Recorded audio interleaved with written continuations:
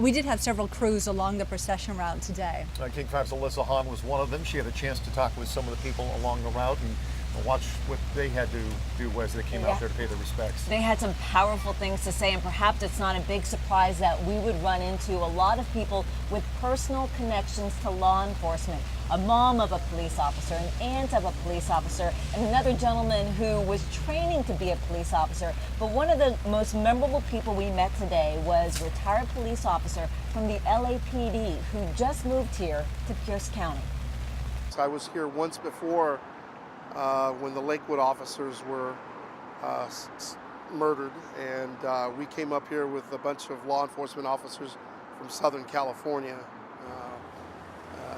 It's just something that hits close to home since I did lose a brother myself in the police department.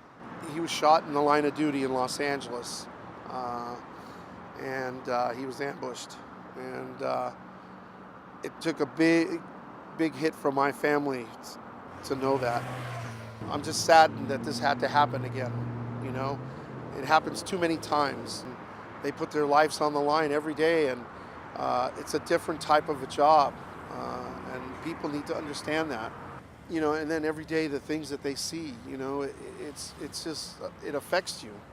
And you go to work with an open mind, you kiss your children goodbye, and you pray that you come back in the evening to kiss them again.